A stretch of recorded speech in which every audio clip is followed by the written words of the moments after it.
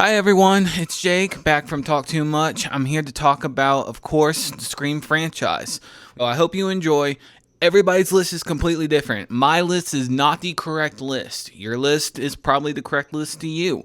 Let me know down below, what is your list? I feel like everybody's bottom four kind of shifts. Some of them are relatively the same.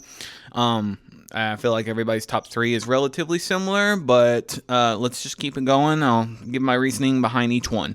Starting off with number 7, I have Scream 6 on my list. Now, I still think that every Scream movie is a great watch. I'm not saying that everyone is the best.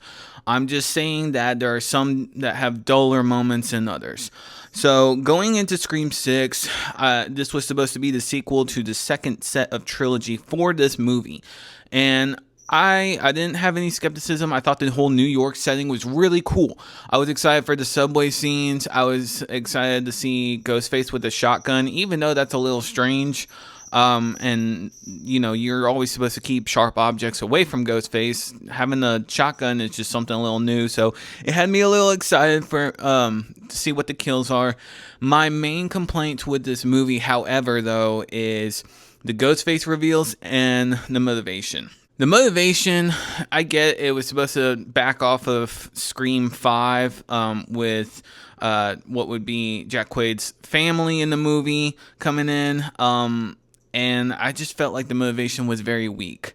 I didn't think I didn't think it held up that well. I also did not like the fact that they had 3 Ghostface killers, and it just very much felt like, okay, we've done 1 Ghostface killer, we've done 2 Ghostface killers for just about every single movie here. Let's go for 3 Ghostface killers and just make it more extreme. And when you get to the last 20 minutes of it, it can get pretty rough, and it just doesn't sit well with me. Also, I did not like the fact that some of these people were getting stabbed, 20 to 30 times, and they were still continuing on. Like, not that I wanted Chad to die, I didn't, but the fact that the man literally had 2 ghost faces on him, just stabbing him like 20 times, and he's still breathing, like, that was just a little frustrating. It didn't feel like the stakes were really high up there. So next up on my list for number 6, I have Scream 3. Now, this is for a lot of people, it's their bottom of all 7 until recently. But for me, this is next up is Scream 3. Now, like I said, there's not a single bad Scream film. My main complaint with this is just as setting it up as the third installment, the finale for your trilogy. It very much focused more on the comedy side rather than the horror side, and that just kind of where it fell a little weak for me. I still like the Ghostface reveal. I like the fact that Randy comes back in on the TV and says it all ties back into the first movie. I thought that was really clever. It was very left field, and the whole the setting of it being a Stab 3 movie was great. I thought that was really smart. It just doesn't stick for landing all the way. It definitely could have tweaked a few things here and there.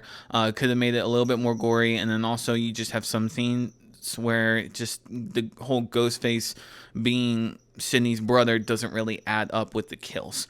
So that was just another issue I have. Nonetheless, still not a bad one, completely watchable. All of these are watchable, so that's just where I have it on my list. Next up for number 5, we have a controversial one, and I'm going to have to put Radio Silence's Scream 5 on this list.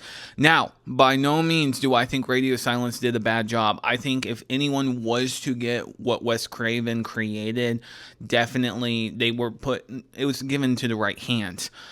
However, there were just some things that didn't amount to it. Like the Ghostface reveals were way too obvious from the very beginning. Everybody kind of knew that Sam's boyfriend was at least one of the killers. The question was, who is going to be the second one here? Because they didn't exactly build it up to where it could only be one killer. So, and then it felt like the second Ghostface was pretty lazy for the most part, but the kills are great. It was very, very violent. I like the idea of Skeet Ulrich, Billy Loomis having a long lost daughter that comes into play. I thought that was a great set for these new characters that were supposed to come in and stay for a while, but end up not staying as long as we need them to. So, I think the big thing that holds it back is David Arquette getting his last moment. I felt like it wasn't earned. I felt like it was just a little too simple and silly. It kind of just when it happened and I watched it the first time, my heart sunk. I was like, why? Why of all is this the way that he has to go? And I know there's a lot of people that say the 5'9" tall Ghostface doesn't make any sense whatsoever, along with having the strength and supposedly it being Mikey Madison as Ghostface.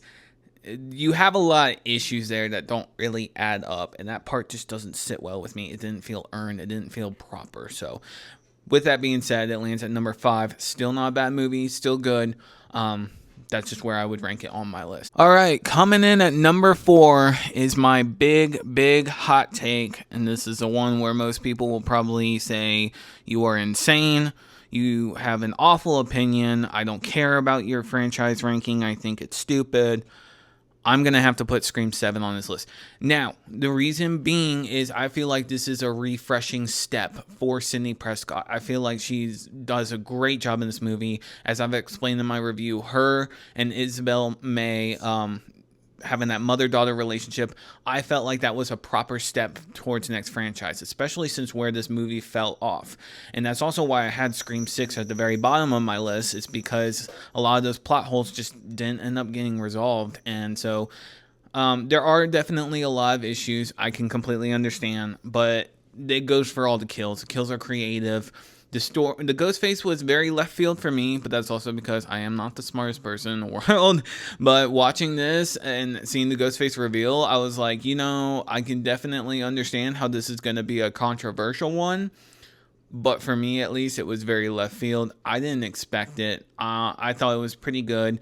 And especially with the gore and how everything turns out, I thought it was great. So I understand people's issues with this movie. I do. I'm not here to say that you're wrong with them, but it's just, at least for me, having a good time and what I took out of this film, this is what I got, and that's why it sits here for number 4.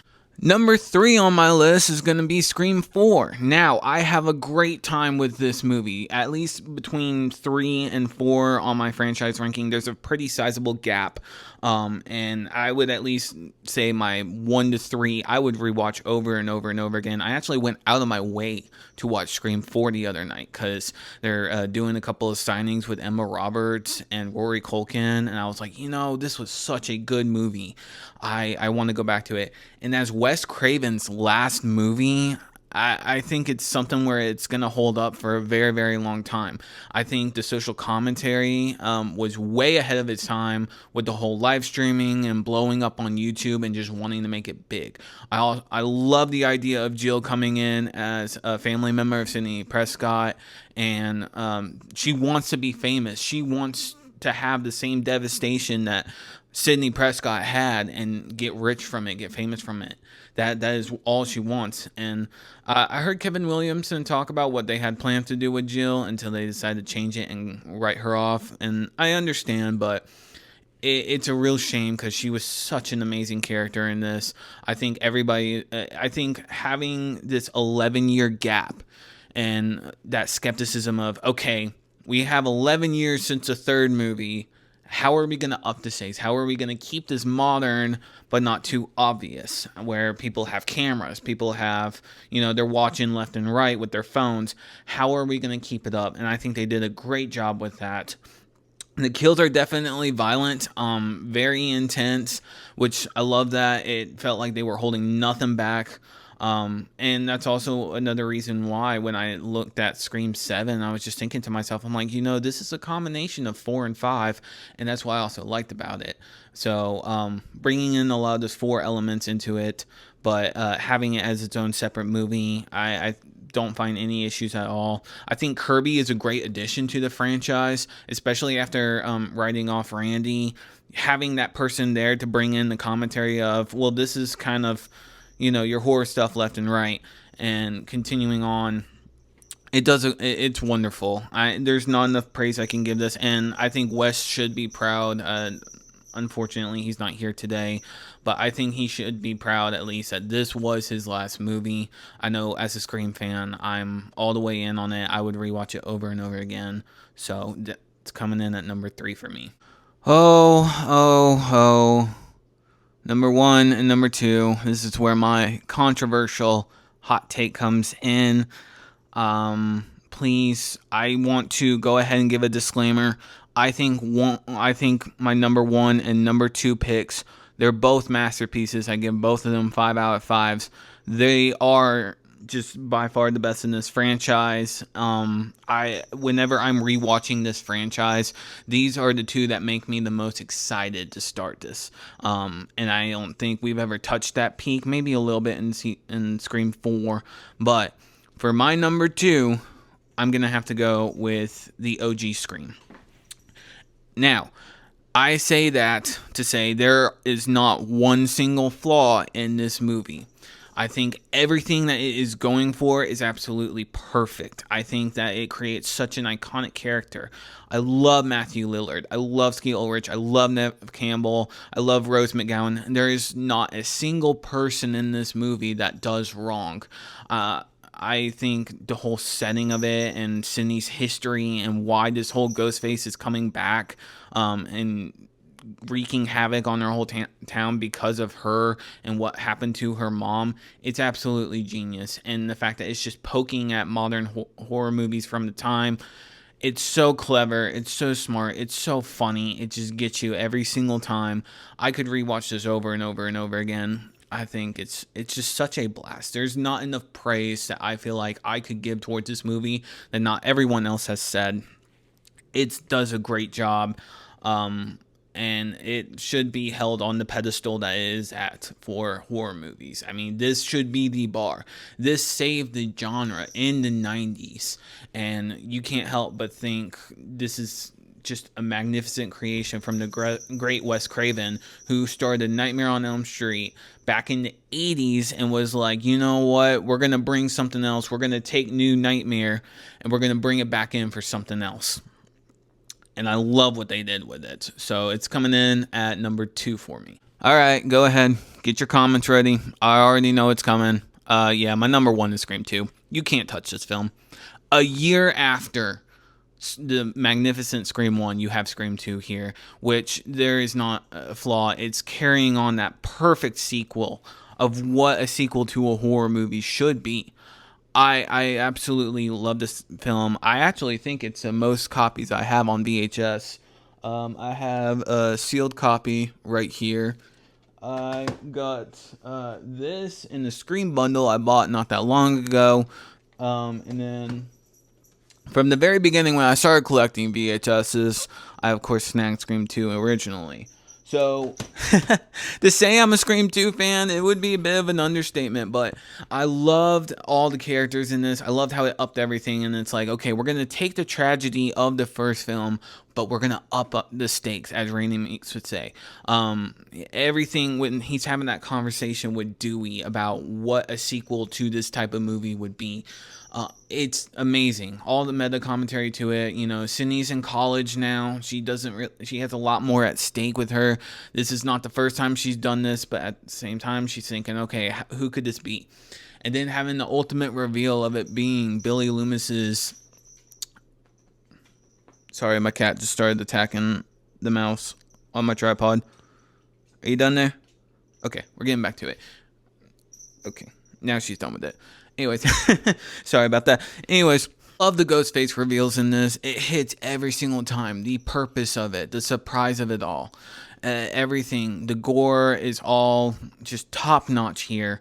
I get so excited to watch the first one and the second one because, again, they're just perfect back-to-back combos. And that's why it's sitting here at number 1 for me. So everyone in the comments, let me know your hot takes of the Scream franchise. Let me know your favorite list. I want to hear them all. Not everybody's Scream list is the same. So I want to hear what you have to say. Let me know down in the comments below. My name is Jake. I hope you have a great day, and I'll see you guys in the next video.